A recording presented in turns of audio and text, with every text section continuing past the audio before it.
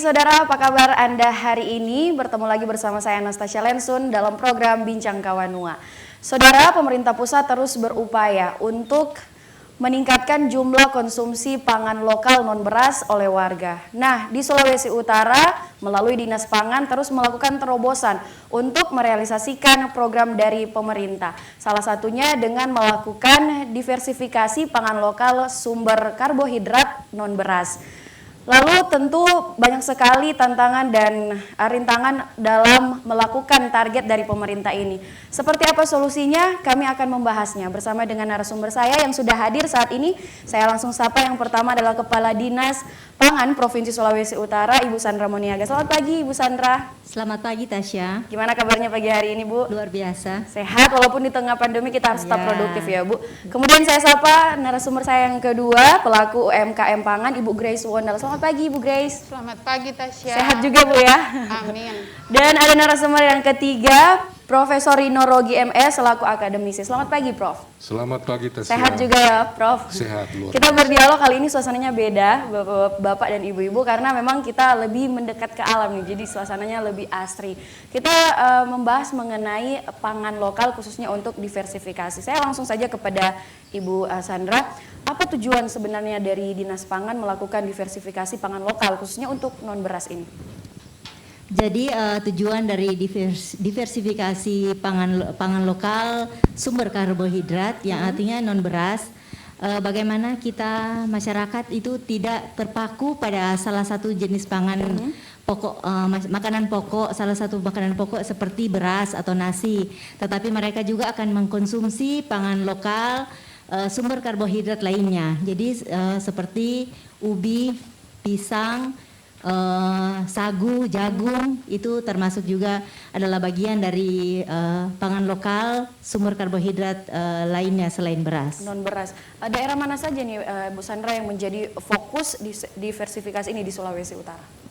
Di Provinsi Sulawesi Utara yang ada di 15 kabupaten kota. Jadi semuanya punya bahan baku untuk pangan lokal. Jadi semuanya adalah menjadi di 15 ya, kabupaten di 15 kota di kabupaten Sulawesi kota, Utara. iya. Ya. Prof, yang Anda lihat di 15 kabupaten kota ini potensi untuk dilakukannya diversifikasi pangan lokal seperti apa, Prof? Kalau kita melihat masing-masing daerah itu ada spesifiknya ya. Beda-beda berarti ya? Kita bagi aja, ada kalau kita bagi secara besar ya.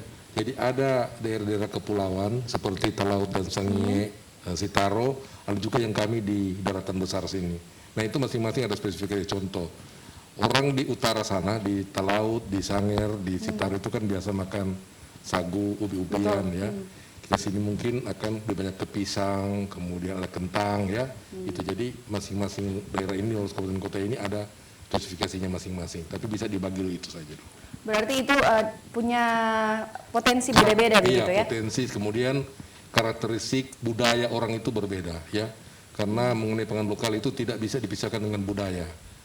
Nah, Prof, kalau untuk di Sulawesi Utara, Bu Sandra kita tahu bahwa spesifikasinya adalah pisang dan juga talas begitu. Walaupun tadi seperti Prof bilang ada sebenarnya beberapa spesifikasi di beberapa kabupaten kota seperti Sangir, mereka lebih cenderung makan sagu begitu. Apakah ini sebenarnya selain potensi yang kita punya sesuai dengan yang dipetakan oleh nasional mengenai pisang dan juga talas, bagaimana dengan penggalian potensi lainnya seperti ubi misalnya ataupun jagung yang juga berpotensi di daerah lain, Bu Sandra? Kan di spesifikasi tadi Prof bilang bahwa sebenarnya di beberapa kabupaten kota itu juga ada seperti jagung dan di bagian kepulauan itu ada sagu. Tapi secara fokusnya dari nasional diversifikasi yang difokuskan di Sulawesi Utara adalah pisang dan juga talas. Bagaimana dengan pengembangan potensi lainnya? Sebenarnya potensi-potensi yang ada di masing-masing kabupaten kota itu dimaksimalkan. Jadi yang tujuan kami adalah bagaimana masyarakat tahu bahwa sumber karbohidrat itu bukan hanya beras dan nasi. Nah, ini tujuannya juga untuk swasembada beras. Karena bagaimana kita mau swasembada beras kalau kita tidak mengatur konsumsi kita. Jadi kalau mereka mengurangi konsumsi beras dan nasi, seperti nasi juga, berarti kan mereka akan mengkonsumsi beras pangan pokok lainnya seperti non beras. Nah, ada yang bertanya, Terus kalau bagaimana dengan beras yang kita produksikan? Nah, kita juga kan melihat bahwa wilayah kita untuk menanam padi itu dengan pertambahan penduduk berarti banyak juga alih fungsi lahan. Jadi lahan-lahan untuk pertanian khususnya untuk padi itu kan sudah semakin kecil karena sudah ada alih fungsi untuk perkantoran, untuk pemukiman dan alih fungsi kegiatan-kegiatan lainnya. Nah, dengan produksi yang ada pada kita itu bisa lebih banyak dan itu bisa swasembada gitu. Itu berarti sasarannya adalah merubah mindset dari masyarakat bahwa kita sebenarnya mempunyai potensi pangan non beras yang juga bisa menjadi konsumsi atau makanan utama bagi kita. Bagaimana Prof melihatnya untuk kita merubah mindset masyarakat untuk bisa lebih fokus pada pangan lokal non beras ini? Kalau merubah mindset itu memperlu waktu ya, bukan tiba-tiba langsung ya. Jadi kita mengetahui bahwa untuk merubah mindset masyarakat untuk pangan lokal itu seperti bagaimana kita mengolah pangan lokal secara baik ya, sehingga masyarakat itu tertarik. Kemasannya dibuat baik, kemudian harganya terjangkau lah oleh masyarakat. Nah, kalau itu ketiga itu kita bisa jalankan, maka pasti masyarakat akan tertarik ke pangan lokal. Mengubah berarti bahan pokok dari pangan lokal non beras itu menjadi produk yang berkemasan bagus begitu ya. Seperti yang sudah dilakukan oleh UMKM pangan kalau kita mau begitu lihat ya. ini kan kemasannya ya bagus, jadi orang bisa tertarik. Saya ke Ibu Grace, bagaimana Ibu Grace dari pelaku UMKM pangan sendiri kesiapannya sejauh ini? Kami sebagai pelaku UMKM pangan lokal sejauh ini sudah siap. Dilihat dari sekarang produk UMKM itu semakin bervariasi. Semakin bervariasi. Ya, kalau lalu kan pisang itu hanya dijadikan keripik. Tetapi sekarang sudah ada olahan lain lagi. Jadi dari pisang diolah menjadi tepung dan diolah lagi menjadi kue kering. Sudah banyak diolah ya. Iya, jadi di sini juga UMKM sudah mengurangi penggunaan tepung terigu karena kita sudah mengarah memanfaatkan tepung dari pangan lokal selain dari tepung beras. Itu berarti UMKM pangan juga sejauh ini sudah siap begitu ya Bu. Lalu saya juga ingin tahu bagaimana kontribusinya dengan pemerintah sejauh ini, tapi jangan dulu dijawab karena kita akan jeda sebentar. Saudara jangan kemana-mana, Bincang Kawan Noa akan segera kembali.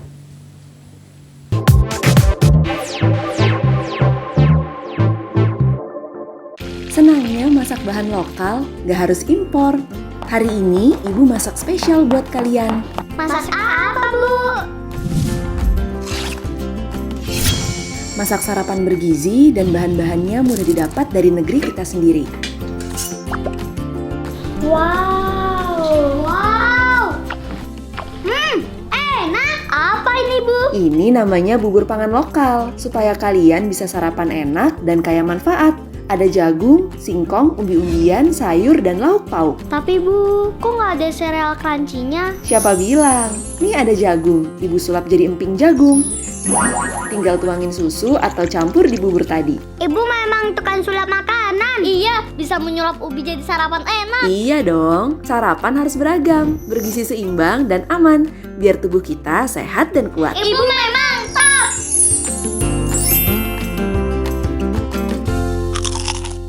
Aneka ragam pangan lokal, pangan alternatif sumber karbohidrat.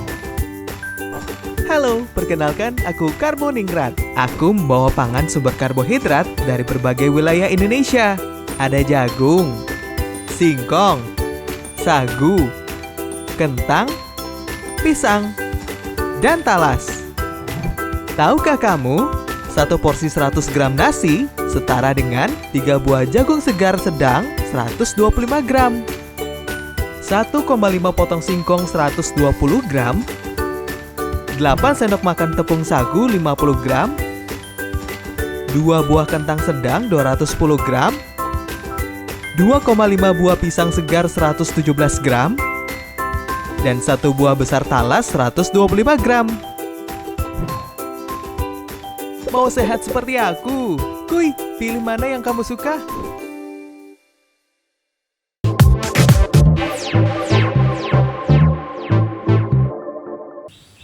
Terima kasih Anda Anda masih bersama kami di Bincang Kawanua. Saya melanjutkan lagi perbincangan kita mengenai diversifikasi pangan lokal non beras. Saya ke Ibu Grace lagi, tadi sempat terpotong dari pelaku UMKM pangan sendiri mengatakan bahwa sejauh ini sudah siap dan bahkan sudah banyak mengelola produk-produk dari pangan lokal non beras. Lalu saya juga ingin tahu Bu Grace, sejauh ini kontribusi dari UMKM pangan berjalan dengan baik dengan pemerintah, dalam hal ini Dinas Pangan Provinsi, begitu Bu?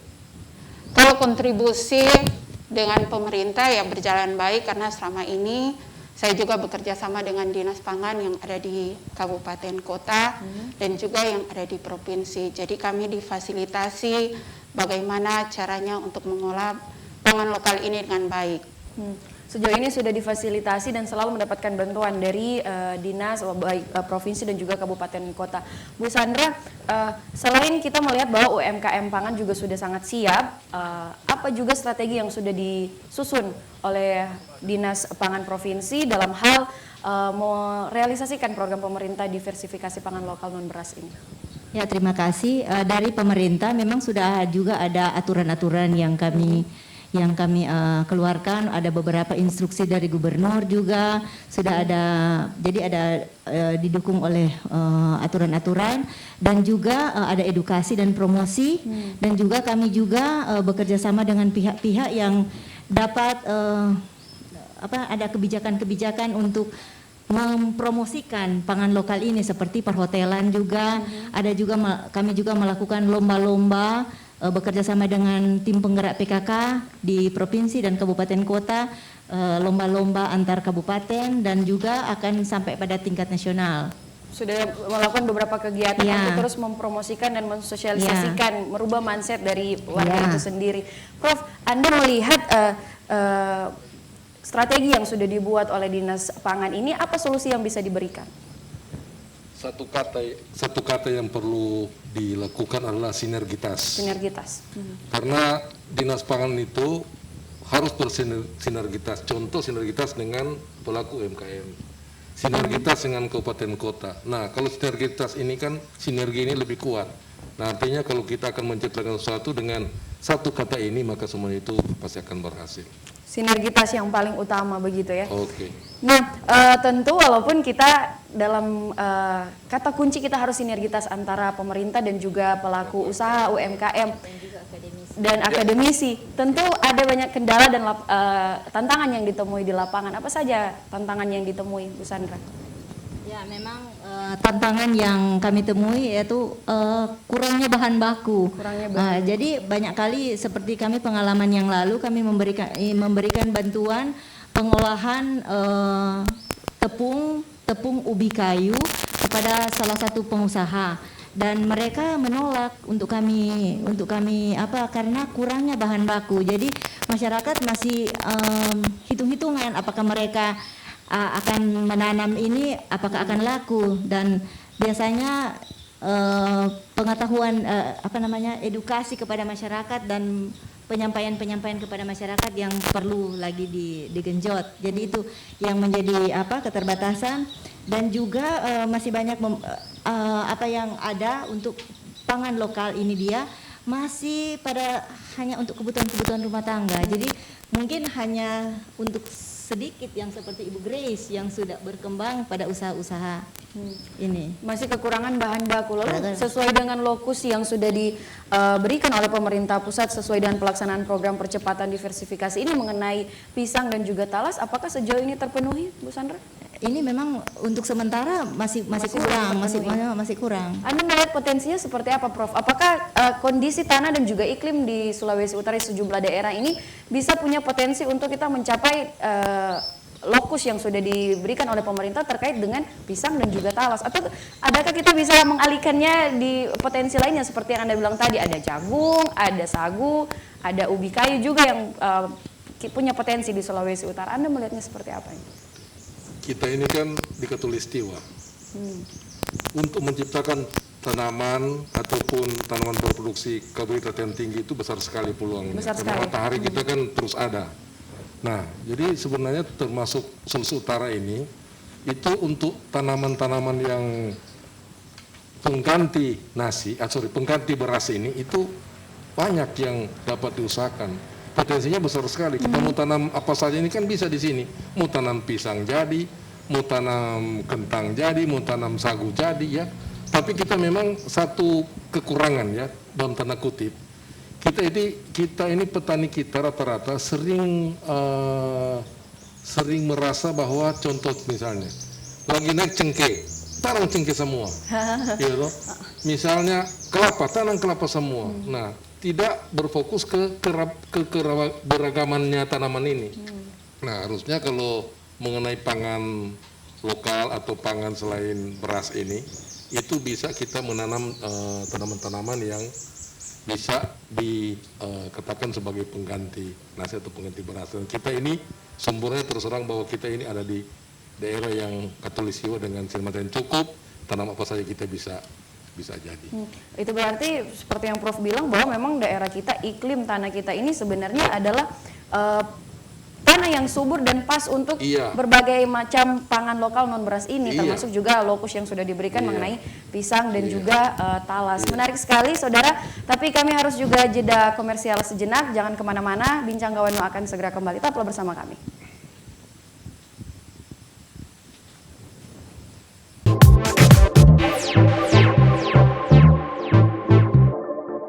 Senangnya masak bahan lokal, gak harus impor. Hari ini Ibu masak spesial buat kalian. Masak apa, Bu? Masak sarapan bergizi dan bahan-bahannya mudah didapat dari negeri kita sendiri. Wow. Enak. Apa ini, Bu? Ini namanya bubur pangan lokal, supaya kalian bisa sarapan enak dan kaya manfaat. Ada jagung, singkong, umbi-umbian, sayur, dan lauk pauk. Tapi Bu, kok nggak ada sereal crunchy-nya? Siapa bilang? Nih ada jagung, Ibu sulap jadi emping jagung. Tinggal tuangin susu atau campur di bubur tadi. Ibu memang tukang sulap makanan. Iya, bisa menyulap ubi jadi sarapan enak. Iya dong, sarapan harus beragam, bergizi seimbang dan aman, biar tubuh kita sehat dan kuat. Ibu memang top.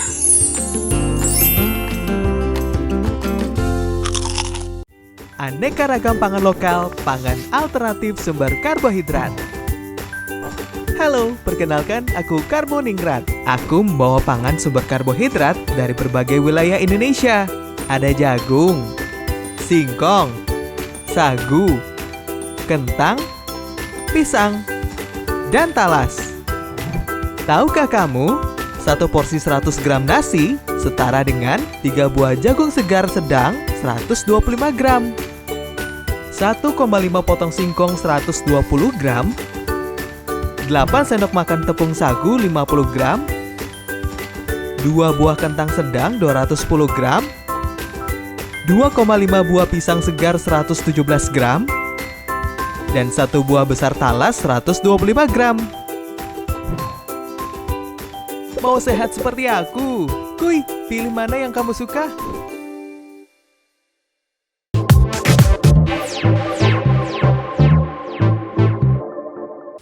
Anastasia Lensun masih menemani Anda di Bincang Kawan Nua Saudara. Kami melanjutkan lagi perbincangan kita. Tadi sempat terpotong, Prof. Anda mengatakan bahwa sebenarnya cuaca, iklim, tanah yang subur ini sangat berpotensial kita untuk mengembangkan pangan lokal non beras di Sulawesi Utara. Kita melihat bahwa target dari pemerintah pusat mengenai lokus pisang dan juga talas ini ditargetkan 2 kg per kapita per tahun. Anda melihatnya apakah ini bisa direalisasikan atau seperti apa? Bisa, karena kecil. Karena kecil ya, sebenarnya itu adalah angka yang kecil. Kecil sekali, karena kita bandingkan saja ya. Jepang aja 50 kg per kapita per tahun. Per tahun. Korea itu sekitar 40. Negara-negara ASEAN, Malaysia saja sekitar 70-80. Itu. Nah, kita ini kan, kita makan beras ini rata-rata kan 120 kg per kapita per tahun ya. Nah, kalau kita cuma 2 kg, cuma berapa? Coba hitung. Kecil sekali ya. Kecil sekali. Angka itu kecil, sangat kecil. Sebenarnya bisa dinaikkan 10-20% dari bisa dicapai di angka 10 sebenarnya. Iya, berarti 10 atau 20. otomatis di angka 2 kg per kapita per tahun itu bisa dicapai. Dibandingkan dengan negara-negara lain itu sangat kecil, nilainya kecil sekali. Ya. Berarti kita bisa mencapai angka itu. Nah, Bu Grace, dengan pencapaian yang harus kita capai, Anda melihat peluang dari UMKM pangan pemasarannya sejauh ini seperti apa, Bu Grace? Kalau peluang untuk UMKM pangan lokal untuk pemasarannya sebenarnya sih sangat terbuka. dan punya peluang yang besar. Karena seingat saya tahun 2015 saya pameran di Monas, pameran Pangan Nusa. Waktu itu saya bawa produk Spikolas pisang goroho. Jadi kue ini non terigu, jadi pure tepung pisang goroho.